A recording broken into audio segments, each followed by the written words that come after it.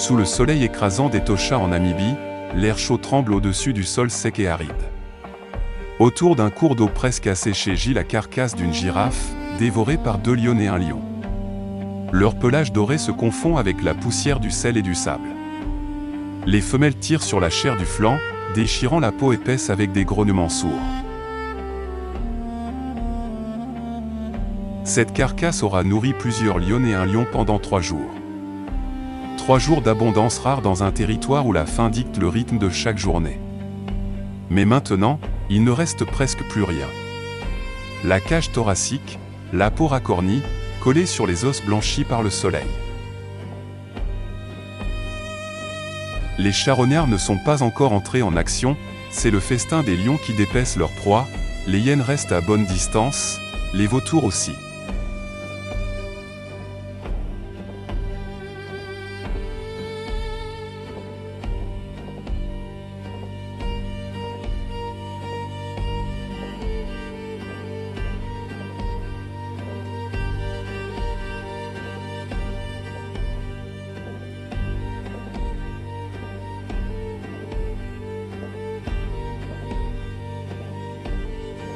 Une lionne repue s'éloigne lentement de la carcasse.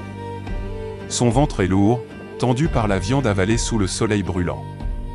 Chaque pas est lent, elle ne se presse pas, le danger est loin, et la chaleur a fait taire toute agitation.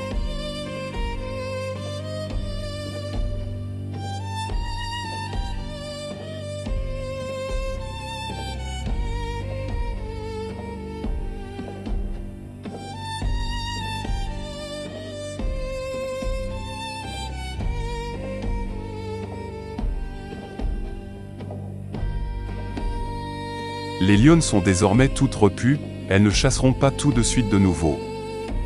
Après un gros repas, elles cherchent avant tout à digérer et se mettre à l'abri de la chaleur. Leur métabolisme s'accélère après un festin, et elles peuvent passer jusqu'à 20 heures à se reposer, souvent à l'ombre d'un acacia ou couchées dans les hautes herbes où la brise est un peu plus fraîche.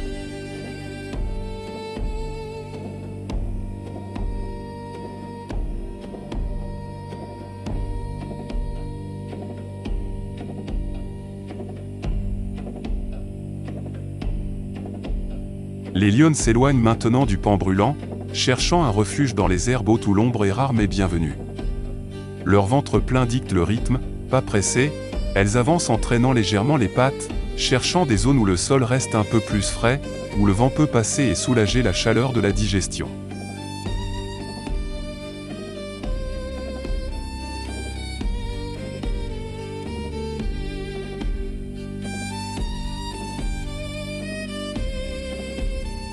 Elles vont s'étendre ensuite entre les rares touffes d'herbe encore vertes.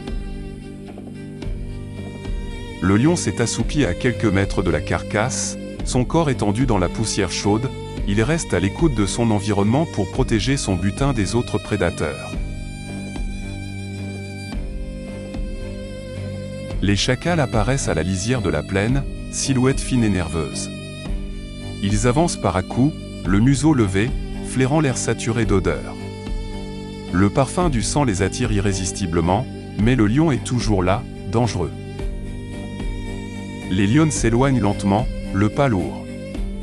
Elles ne se retournent pas, elles savent qu'il ne reste plus rien à tirer de cette girafe.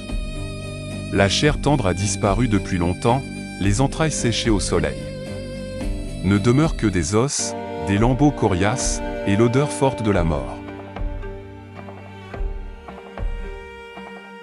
Progressivement, le pan d'Etosha reprend vie autour du point d'eau. Les autres animaux s'approchent avec prudence, flairant l'air et scrutant l'horizon pour détecter la présence des lions. Une girafe prend le risque de venir boire. Un immense troupeau de zèbres s'approche du point d'eau, les sabots frappant doucement le sol craquelé. La poussière s'élève en nuages légers, et le troupeau s'étire pour couvrir une plus grande zone, chaque animal surveillant l'autre. Les plus prudents restent en arrière, mais quelques individus, plus téméraires, avancent en première ligne, les yeux rivés sur le lion qui somnole près de la carcasse. Alors que les zèbres restent sur le qui-vive près du point d'eau, les chacals et les hyènes commencent à se rapprocher de la carcasse. D'abord en retrait, ils avancent prudemment, flairant l'air et écoutant chaque bruit. Les chacals, agiles et nerveux, se faufilement, tandis que les hyènes scrutent la réaction du lion.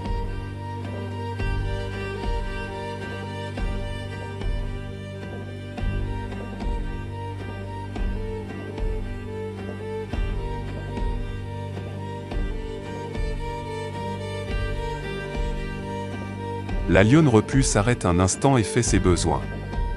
C'est un geste banal, presque incongru au milieu de cette savane où chaque mouvement peut être vital, mais ici, après le festin et le repos, elle se permet cette pause devant les oryx, les autruches et les chacals.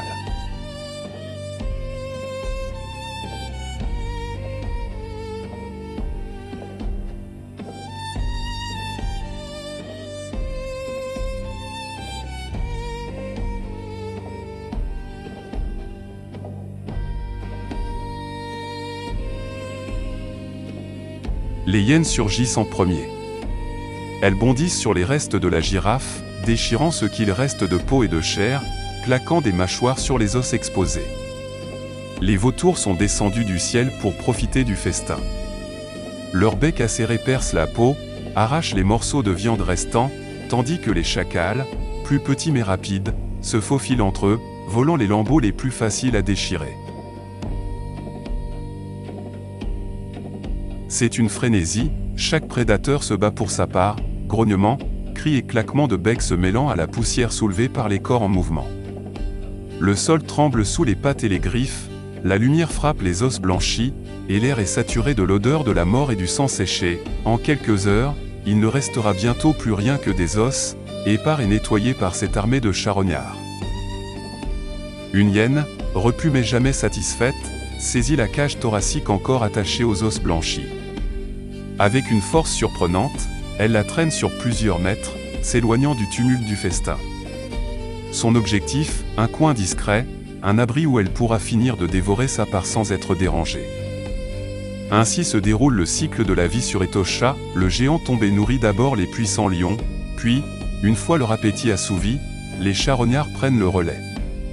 Les hyènes, les chacals et les vautours s'activent dans une frénésie méthodique, emportant chaque lambeau de chair, cassant les os, jusqu'à ce qu'il ne reste plus que des fragments blanchis par le sol. Bientôt, toute la girafe disparaîtra, effacée par les dents et les becs, transformée en énergie pour d'autres vies. Le pan, vaste et silencieux, reprendra son apparence immobile, mais il porte la mémoire de ce festin, invisible mais présente, la vie et la mort s'y succèdent sans fin, dictée par la faim, la survie et le rythme implacable de la savane.